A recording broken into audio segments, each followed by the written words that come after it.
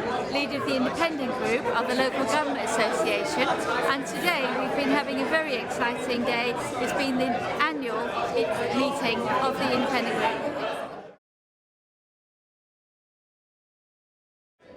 We started this morning with a look at what is happening in local government, a very large black hole in our local funding, and we looked at what we might do about that with rewiring local government to make a successful future to actually achieve what our residents need. I want to see councils that have more powers under one democratic roof, able to do the job better for less. I want us to be more independent from central government, and I'm working with others to find a way of making that possible. Vital services are being damaged because, frankly, we don't have a seat at the table, at any table, to negotiate a fair deal for our communities. We had Sir Merrick Cockell, and he talked a lot about the black hole in local government financing and about how there was no future for local government unless we change. Public services can actually be transformed through local leadership by rebuilding, I think essentially rebuilding democratic participation, fixing public services and revitalising the economy. Our aim is to influence the debate now, and indeed the party manifesto is being written for the general election in a couple of years' time. It's about localism and it's about centralism, and this tension between the two that goes on and on year after year. We heard from Lord Best, President of the Local Government Association, and he was talking about the work he's been doing, getting amendments in the House of Lords which help local government do better and help our residents. It's a sort of a cat and mouse, ebb and flow, one step forward, one step back. I think I conclude that what you need always is a very strong LGA, so that the one step forward actually is two steps for every one step back. And I think at the moment you've got a pretty good LGA. Thank you for listening to me. And then we heard from Carolyn Downs, who's the Chief Executive of the Local Government Association, and she talked about the financing that they've looked in detail, the facts and figures, if you like, backing up the rewiring of local government. If we weren't lobbying with a united voice, my goodness, we would be even more vulnerable, because there is no question that it is so much easier if you're a central government politician to see the local politicians taking the really difficult decision and the flack. Much, much easier. And I call of that the government's very keen on devolution, but it's devolving the difficult to a certain extent. So I genuinely think that we've got to really, really stick together, and we've all. So I just say it's not just the LGA, and we will give you information and material to help, but you have got to get to your MPs. And the morning finished with Daniel Goodwin, who is the Finance and Policy Director for the Local Government Association, and he took us through some really good ideas, some ways in which independent group members can really make a difference. Really, the council's focus needs to be on local needs. This is the job of councils, and not so. Yes, it is all about service delivery, but the whole point is to help communities to work effectively rather than to stick sticking plasters over the cracks. And that means joining up across functions and places. It means early intervention. It also means managing the local public purse and having a concern about what happens if we make a decision here that then has a cost-shunting effect on the public purse elsewhere, and of course vice versa into cost-shunting towards councils. And the LGA position is that at the local level, the people that have the local democratic mandate to lead the public sector is yourselves as councillors and you in your role as elected representatives. Tradition has it that engaging people in the political process is usually done through the ballot box. But when you look at turnouts, it looks like most people aren't really too bothered. General election turnout has gone from 84% in 1950 to 65% in 2010. The Euro election... Lunchtime is very different for the independent group members because in our group we have what's called the Speaker's Corner, and we invite any member to stand up and say what they like for 3 minutes. Well, it's time for us, Independents not shackled by political rhetoric or whips or dogma, to seize the initiative, fill the vacuum and drive home our message that democratic representation is as much about honesty and integrity as it is about making tough decisions and delivering frontline services. I think since the demise of the Standards Board, the actual standards and quality of some councils has gone down.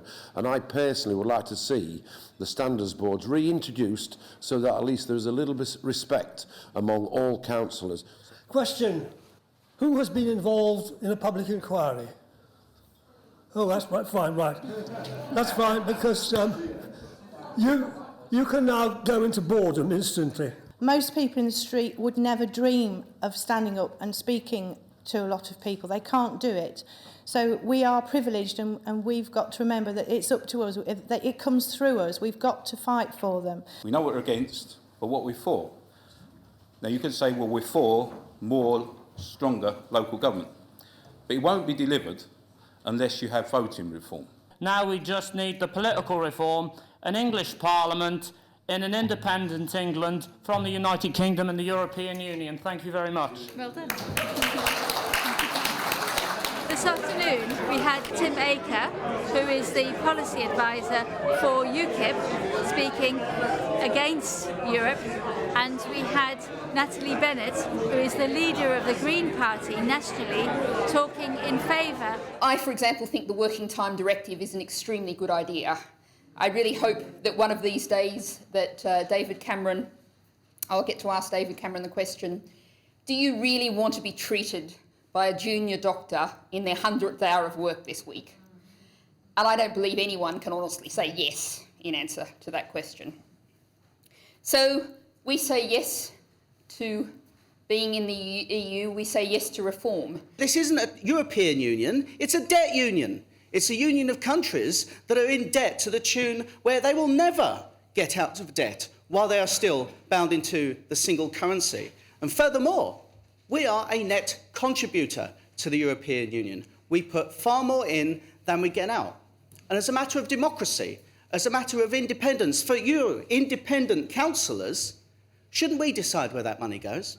So that's £2 billion allocated through, again, a competitive process. The final part of the conference was a look at how we could improve the work of councillors and also facing some big issues. So, for example, we had the Police and Crime Commissioners 1 year on. We also looked at the political issues and coping with politics for independent members in their councils.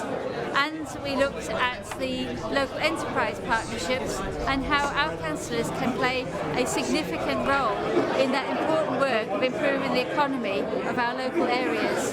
And also, thinking about the future, we need young councillors to come forward, we need young people, bright young things to move into local government. So the other section was to inspire those people, and we've got a group of politics students here, and we've got the graduates who are working in the local government association here, and they did a speed dating session.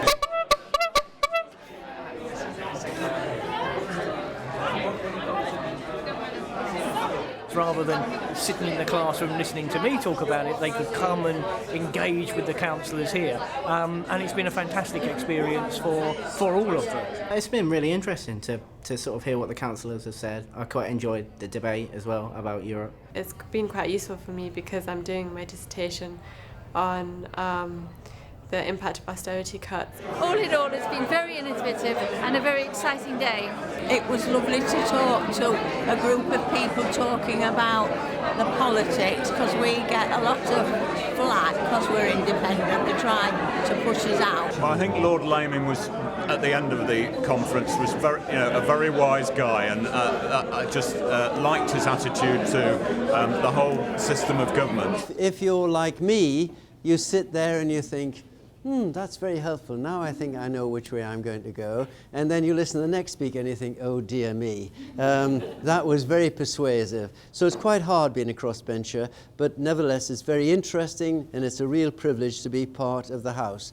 And we very much value the contribution, the partnership we have with you, and we're always very, very pleased indeed to meet each other and to talk. It's very good to meet with like-minded people want to resolve things for residents rather than sort of be negative about the politics. The LGA Independent Group goes from strength to strength. It grows in number.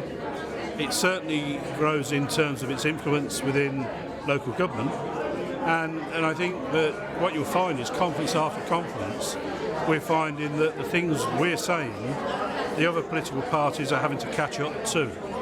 When doom and gloom is all around us, with our income down and our needs and demands up, it's going to take innovation, and it's going to take people with real commitment and determination to make sure that the new local government that comes, the rewired local government that hopefully includes more services under one political umbrella, that is our quarter, that's our field. That is where the independent group members will really shine, and that is where it's our opportunity. So with the next elections coming up, or any by-elections, I'm sure that we will want to work together. We've got lots of differences within our groups, but let's work together where we can, because that's how we will be most effective. We dare to be different, but working together, we can be really effective, and that's what our residents need, and that's what local government needs. So a huge thank you for all of your contributions. We're on the verge of a great opportunity. The world is changing, and it's our turn. Thank you.